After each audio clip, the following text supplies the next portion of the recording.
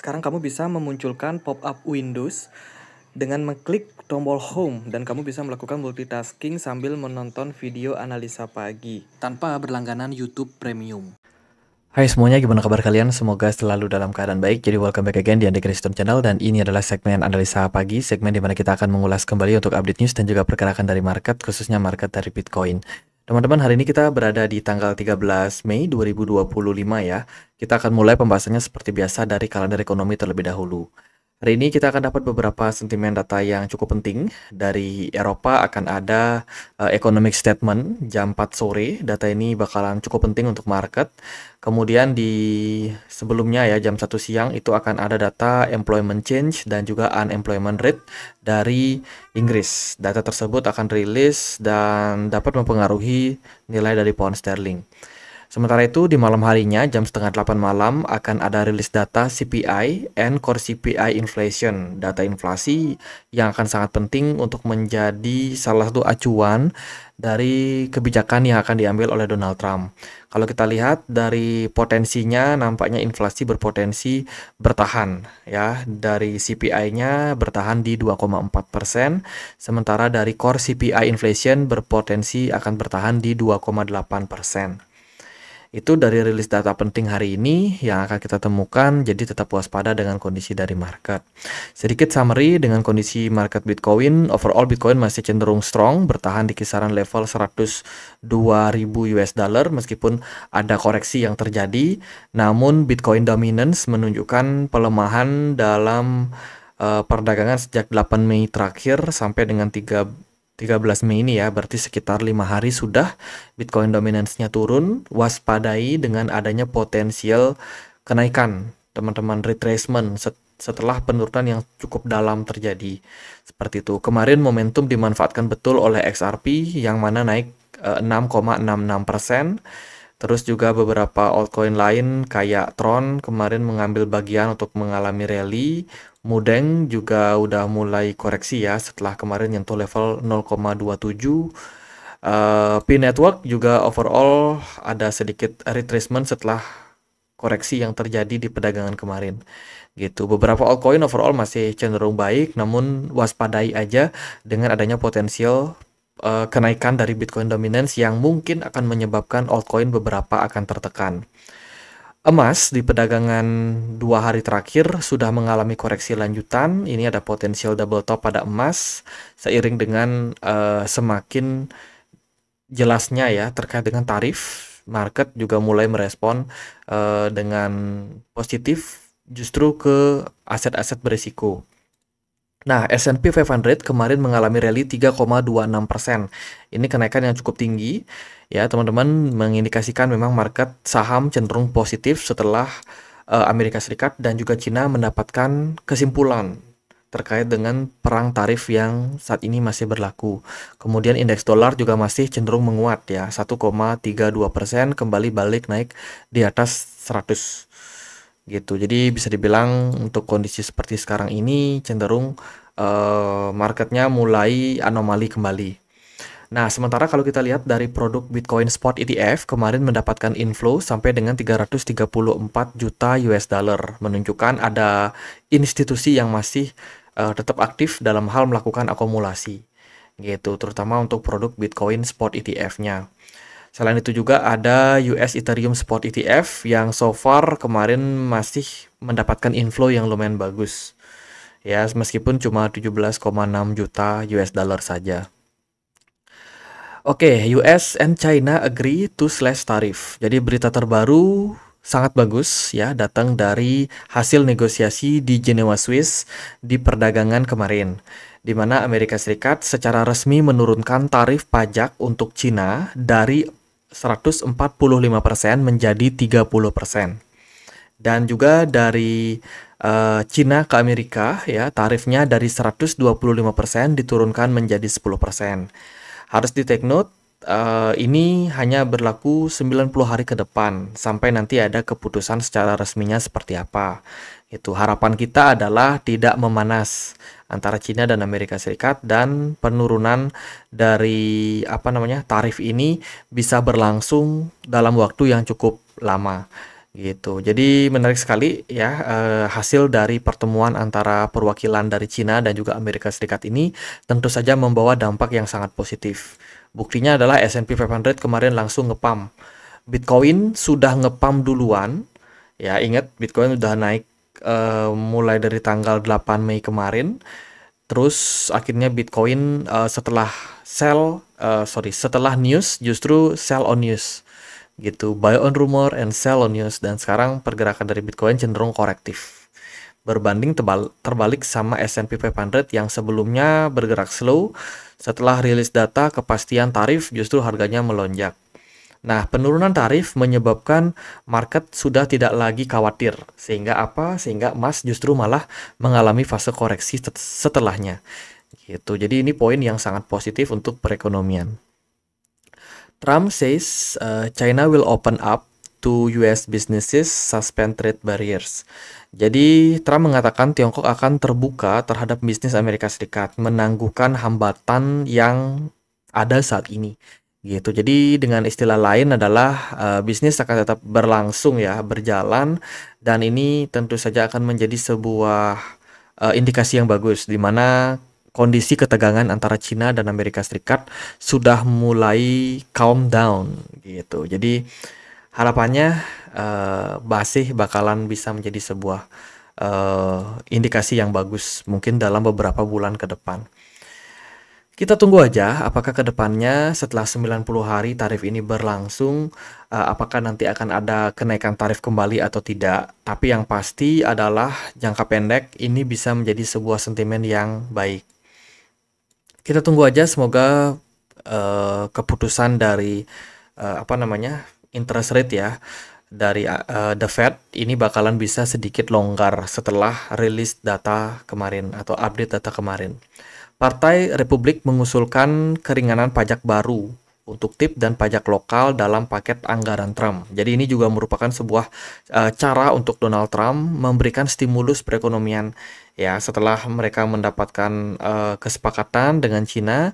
Amerika Serikat pun juga akan menurunkan tarif pajak mereka untuk warga negara, untuk local taxes ya, dan ini merupakan sebuah kebijakan paket yang diambil oleh Trump untuk memberikan gairah kembali kepada pasar.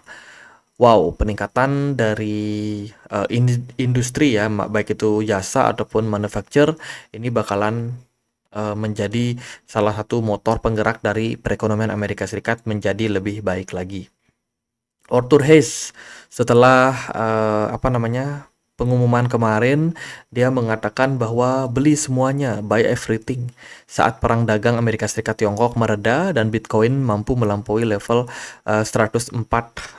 Jadi dia kasih bayangan ketika pergerakan Bitcoin sudah kembali balik naik di atas 104.000, itu merupakan sebuah awal market akan masuk ke fase bull run-nya kembali. Namun secara jangka pendek ini mungkin akan membutuhkan waktu buat koreksi terlebih dahulu. Namun so far menurut saya fine ya, pergerakan Bitcoin masih sangat-sangat baik dan ya hanya membutuhkan beberapa waktu buat koreksi gitu. Jadi sementara ini masih sangat-sangat positif. Kemudian chairman dari SEC ya, Paul Otkin itu mengatakan bahwa mereka saat ini sedang berfokus pada kerangka regulasi rasional untuk kripto.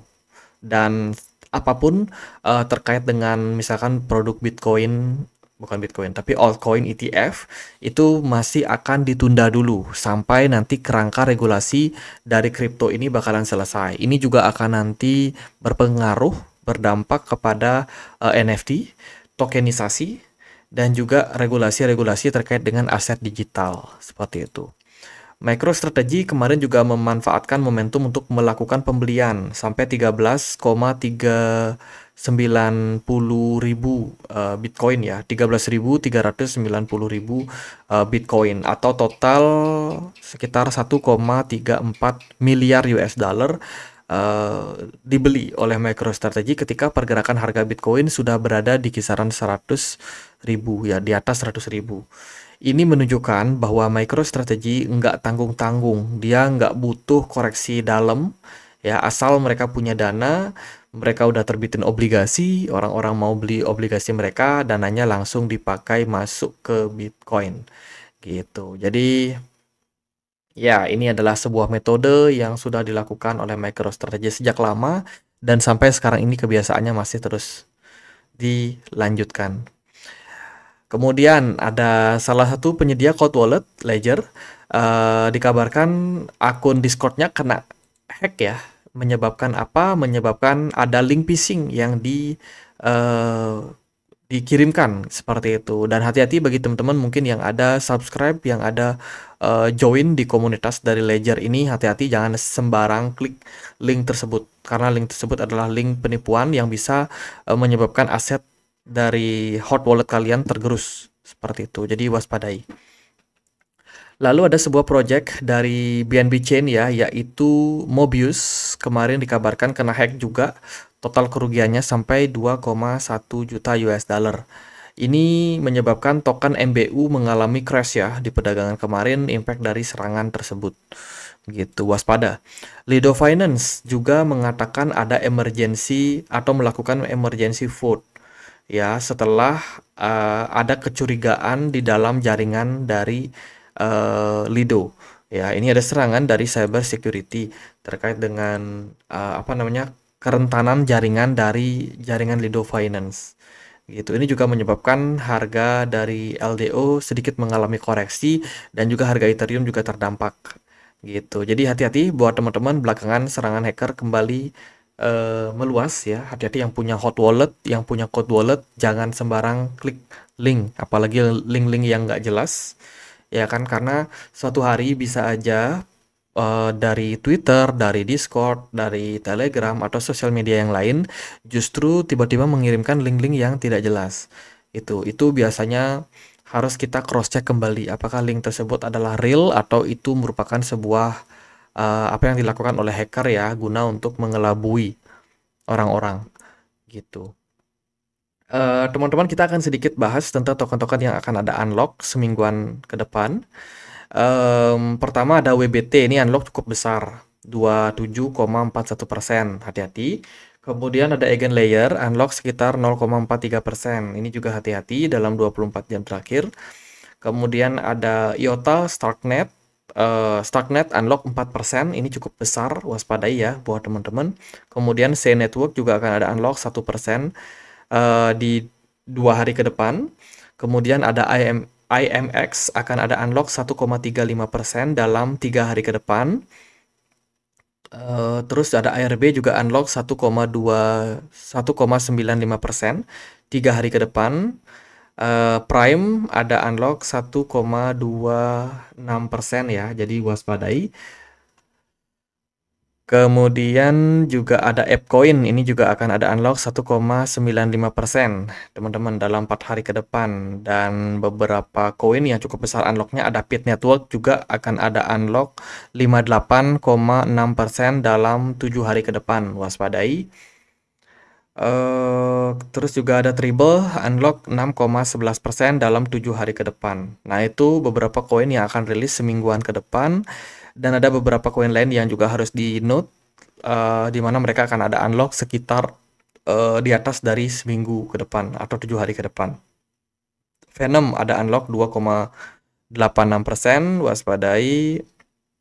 Terus Optimism juga akan ada unlock, Sui juga akan ada unlock, Zeta, DYDX, Ethena, yaitu beberapa koin yang akan ada unlock di atas 7 hari ke depan.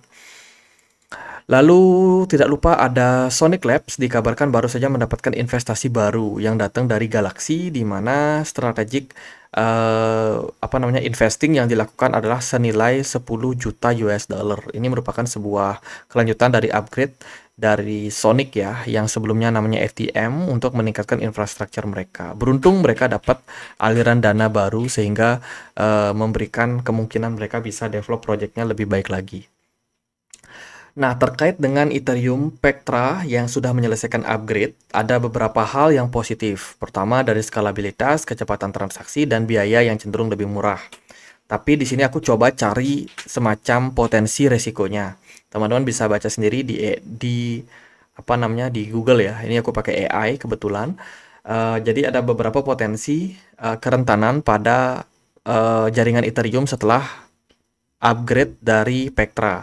gitu. Yang pertama adalah dompet dapat diubah. Pectra memungkinkan transaksi baru untuk kode arbitrernya itu dipasang pada akun pengguna sehingga dompet mereka dapat diubah menjadi smart contract. Kemudian juga ada potensi exploit. Perubahan ini dapat memungkinkan peretas untuk mengeksploitasi dompet pengguna dengan menggunakan tanda tangan off-chain. Ya, terus juga ada tanda tangan off-chain juga ini yang dapat diretas. Sorry guys, ini kucing saya agak nakal. Ya itu, tapi ada beberapa hal yang bisa dilakukan, kayak pencegahan solusi dan juga peningkatan keamanan, kemudian edukasi yang lebih baik, kemudian kita akan tunggu juga ada upgradean lanjutan dari Pectra ini, karena ini kemungkinan masih akan menimbulkan resiko yang akan berdampak juga pada ekosistem dari Ethereum ya, sehingga mengharuskan sepertinya mereka untuk segera melakukan perbaikan terhadap kerentanan potensi yang bisa terjadi pada jaringan dari Ethereum. Teman-teman, mari kita cek sedikit ya data terkait dengan Fed Rate Monitor Tools. Jadi kedepannya akan ada interest rate decision kembali oleh the Fed. Dilihat dari probability setelah tarif Trump dan juga China di approve ya. Kita melihat potensi dari the Fed mempertahankan suku bunga nampaknya masih cukup tinggi untuk pertemuan FOMC di tanggal 19 Juni nanti. 90% kemungkinan the Fed akan mempertahankan suku bunganya di 4,5%. Gitu. Jadi bisa dibilang ini merupakan sebuah hal yang ya bisa dibilang sikap yang masih hawkish ya oleh the Fed gitu. Sementara dari movement Bitcoin gimana? Bitcoin sudah membuat koreksi. Teman-teman hari ini dari level 104 sudah turun ke 102. Bitcoin dominance hati-hati dengan potensinya berbalik naik ya. Sehingga itu bisa menekan beberapa altcoin untuk koreksi. Ya, istilahnya waspada aja. Terus kalau kita lihat juga dari beberapa project seperti Link yang kemarin kita sempat note ya, masih bagus secara movement selama dia masih belum jebol dari level $14, so far masih cukup baik ya. Kemudian Sui juga kita perhatikan juga masih bertahan di atas level $3,72, mengindikasikan tren masih sangat positif.